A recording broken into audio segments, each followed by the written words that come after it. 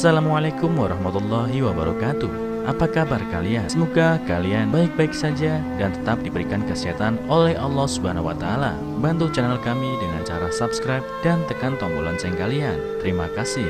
Semoga kisah ini bermanfaat. Namaku Maria dan aku ingin bercerita tentang mamaku yang sangat aku sayangi dan kagumi. Seandainya mama masih ada, itu yang selalu aku harapkan tahun ini. Ternyata mamaku memang sungguh luar biasa. Dia bekerja untuk membantu perekonomian keluarga, mengerjakan pekerjaan rumah, bahkan mengurus anak dan suaminya. Namun aku tak pernah melihat mama mengeluh tentang rasa lelahnya selama ini. Sementara aku sungguh jauh sekali dari sifatnya yang tak pernah mengeluh, karena hampir setiap hari ada saja keluhan yang keluar dari mulutku. Aku tak bisa menjadi sosok yang tangguh seperti mama, sosok yang selalu menjadi pahlawan bagi keluarganya.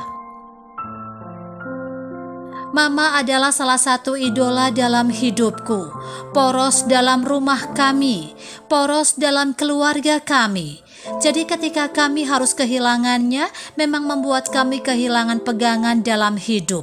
Semua menjadi terombang-ambing tak menentu, karena mama adalah jembatan yang biasanya menjadi penghubung antar anggota keluarga sering berseberangan. Kini mama telah tiada, jadi mau tidak mau kami harus berusaha menata sendiri, membangun jembatannya sendiri untuk menjaga keutuhan keluarga kami, serta saling mengisi di antara kekosongan yang timbul di rumah. Ayahku dari dulu hanya pekerja serabutan, penghasilannya kadang ada, kadang harus menunggu. Oleh sebab itu, mama harus turun tangan untuk membantunya menafkahi keluarga. Dia menjual bumbu-bumbu dapur di kios kecil di pasar. Penghasilannya memang tak banyak, akan tetapi cukup untuk memenuhi kebutuhan kami sehari-hari.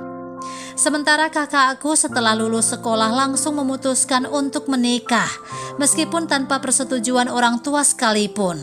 Dan keputusannya untuk menikah muda itu cukup mengecewakan mama.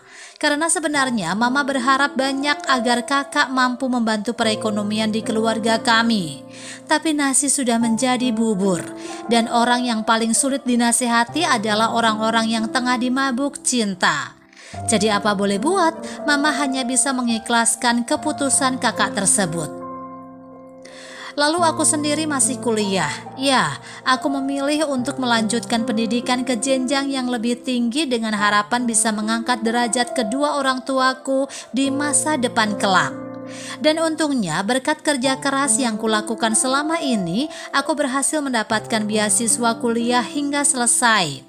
Namun sesekali aku ikut berpartisipasi di berbagai acara kampus untuk sekadar mencari uang tambahan. Hidup kami memang sederhana, keluarga kami jauh dari kata kaya. Namun semua yang kami butuhkan masih bisa terpenuhi, dan itu semua berkat mama. Dia selalu mencoba memenuhi apapun yang kami butuhkan. Jika dirinya tak mampu membelikan apa yang kami butuhkan, dia akan mencoba mencari dengan meminjam kepada keluarganya atau kerabat terdekatnya. Bahkan tak jarang mama akan mencoba membuatnya sendiri jika dirasa dia mampu. Kreatif memang, beruntung aku memiliki mama seperti dirinya. Komunikasiku dan kakakku pun sangat bagus hanya pada mama. Ayahku cukup pendiam, sehingga cukup sulit berkomunikasi dengannya. Bahkan tak jarang kami mengobrol dan berakhir dengan saling diam karena kehabisan topik obrolan. Namun berkat mama sebagai poros dari kami semua, kami tetap mampu berkomunikasi selayaknya keluarga normal. Obrolan di meja makan adalah salah satu hal yang menyenangkan di rumah kami. Menyantap masakan mama yang super enak sambil membahas banyak hal yang kami alami hari itu. Disinilah momen keluarga kami terasa hidup, seperti keluarga cemara. Mama juga jadi tempat curhatan kami para anggota keluarga. Walaupun kakakku perempuan, aku tetap jauh lebih nyaman untuk curhat dengan mama. Karena mama akan selalu mendengarkan apapun yang aku ceritakan dan apapun yang aku rasakan tanpa sedikit pun menggurui. Dia akan selalu menjadi pendengar terbaik dalam hidupku. Akan tetapi beberapa tahun lalu mama pergi menghadap Sang Pencipta. Aku masih mengingat jelas bagaimana hari itu berlalu. Hari di mana mama harus pergi meninggalkan kami semua. Saat itu aku sedang menyantap makan siangku bersama kakak angkatku di kafe depan rumah sakit. Sedari pagi aku belum juga makan dikarenakan harus menjaga mama. Lalu aku pun dipaksa untuk makan siang agar tidak jatuh sakit juga. Namun saat suapan ketiga yang akan masuk ke mulutku, tiba-tiba kakakku menelpon. "Mar, cepat ke ruangan mama. Mama sudah tidak ada," ucap kakakku tanpa sempat memberikan salam. Aku yang sedang berusaha mengunyah makanan tentu saja terkejut dan tanpa sadar menyemburkan segala yang ada dalam mulutku. Tanpa mencuci tanganku, aku langsung berlari tanpa berkata apapun pada kakak angkatku.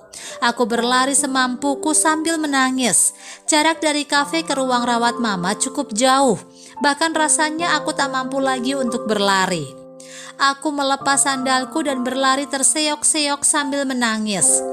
Kekuatan kakiku semakin melemah. Hanya tangisku saja yang semakin mengeras. Aku semakin menangis sambil bergumam, "Mama, jangan pergi." Orang-orang di sekelilingku menatapku yang menangis sambil berjalan seperti orang akan pingsan. Bahkan aku sempat mendengar ada dari mereka yang berkata, "Kasihan ya." Aku tidak peduli lagi bagaimana orang lain menatap bagaimana hancurnya penampilan aku hari itu. Karena memang benar aku hancur. Hatiku remuk. Duniaku seolah runtuh. Aku kehilangan porosku. Aku kehilangan soulmate-ku. Aku kehilangan orang yang paling aku sayangi. Aku kehilangan mamaku. Ketika tiba di depan ruangan rawat mama, kakak dan ayahku sudah menangis. Aku langsung masuk ke dalam ruangan dan mama sudah tiada. Setelah kepergian mama, aku dan ayah hanya tinggal berdua di rumah sekarang karena kakak-kakakku sudah memiliki rumah tangga sendiri.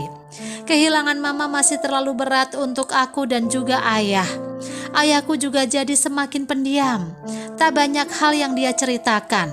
Tak ada yang tahu bagaimana hancurnya hati ayah. Kami berdua juga jarang berkomunikasi. Hanya sekadarnya, kehangatan rumah kami kini mendadak hilang. Setelah 40 hari kepergian mama, ayah mencoba untuk meneruskan kios yang sudah mama bangun dari nol.